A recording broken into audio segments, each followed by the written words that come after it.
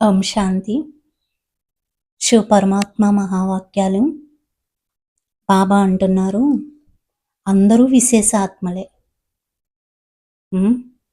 మిమ్మల్ని చిన్నవారిగా భావించటం లేదు కదా. పురుషార్థంలో ప్రతి ఒక్కరూ పెద్దవారే.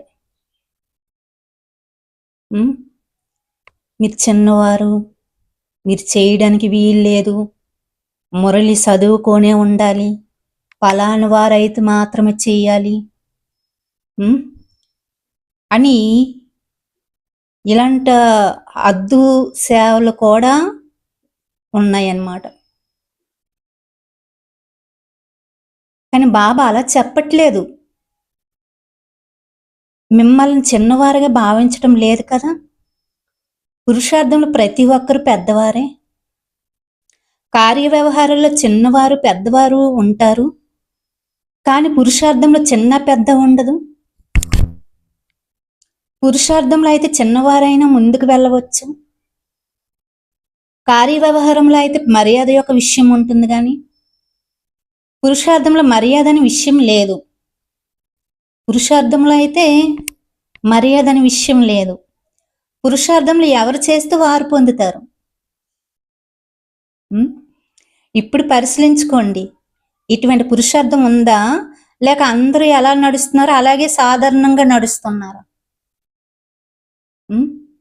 అందరూ ఎలా నడుస్తున్నారు అలాగే నేను ఇలాగే ఉంటాను, మురళి చదువుకోవడం మాత్రమే ఉంటాను, నేను అంత పెద్ద సేవలు చేయడానికి నాకు అర్హత లేదు, నాకు శక్తి లేదు, లేకపోతే నేను పల్లెటూరులోనున్నాను, పలానా స్థలంలో ఉంటే చేస్తాను.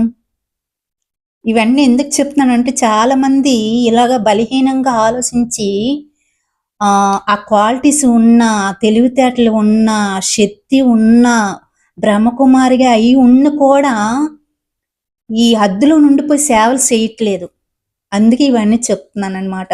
మీరు ఎవరైనా ఇలా ఉంటే మాత్రం చేంజ్ చేసుకొని తీవ్ర పురుషార్థిగా అవ్వండి.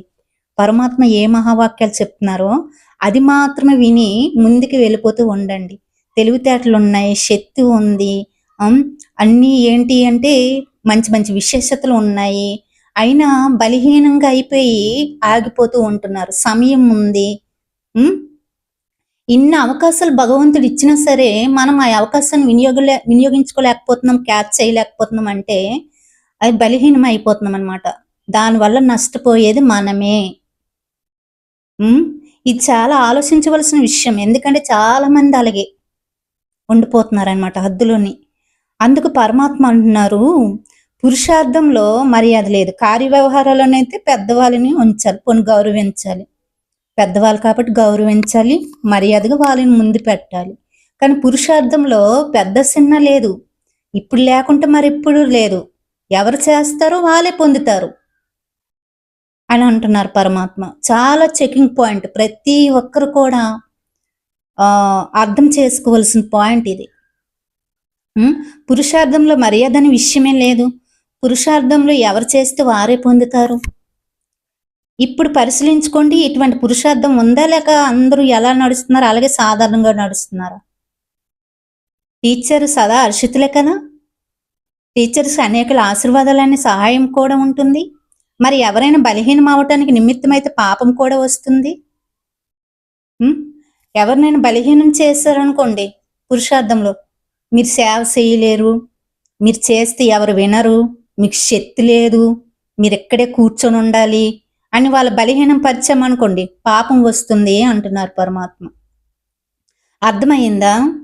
ఆ పాప భారం వలన ఏది చేయాలనుకుంటారో అది చేయలేరు. భారం ఉన్నవారు పైకి లేవలేరు. అందువలన కావాలనుకుంటున్నా మారలేకపోతున్నారంటే తప్పకుండా భారం ఉన్నట్లే. ఆ భారాన్ని భస్మం చేసుకోండి. విశేష యోగంతో, మర్యాదలతో, మరియు సమలగ్నతలతో, లేకపోతే ఆ భారంతోనే సమయం గడిచిపోతుంది, ముందుకు వెళ్ళలేరు. అమృతవేళ లేచి మీ స్థితిని తయారు చేసుకోండి. ఏ స్థితి ఉంటే దానిని ప్రమాణంగా స్థితిలో అవ్వగలుగుతున్నారో ఇది పరిశీలించుకోండి. మీ స్థితిని సరి చేసుకోండి. ఒకవేళ సరిగ్గా లేకపోతే పరిశీలించుకోవడం ద్వారా సరి అయిపోతుంది అని అంటున్నారు పరమాత్మ. ఈ రోజులో ఇదే విశేష పురుషార్థం ఉండాలి. ప్రతి సంకల్పం శక్తిశాలిగా ఉండాలి, సాధారణంగా ఉండకూడదు. సమర్థంగా ఉండాలి, వ్యర్థంగా కాదు. ఏ సంకల్పం వస్తే అది అప్పుడే చెయ్యాలి, రేపు కాదు. ఈ రోజే. ఈ రోజు కాదు, ఇప్పుడే అంటే ఇప్పుడే చెయ్యాలి.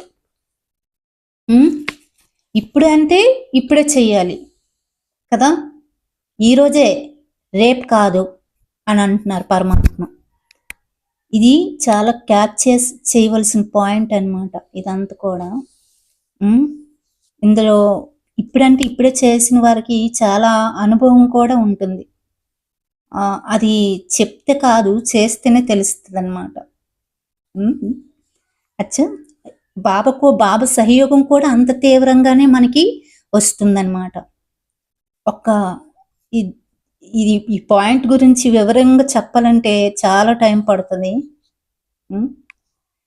చెప్పాలనుకుంటున్నాను. ఓకే, సమయం ఉంటే చెప్తాను. ఓకే, అచ్చా, ఓం శాంతి. చెప్పాలని కామెంట్లో పెడితే మాత్రం చెప్తాను, లేదు అంటే ఓం శాంతి.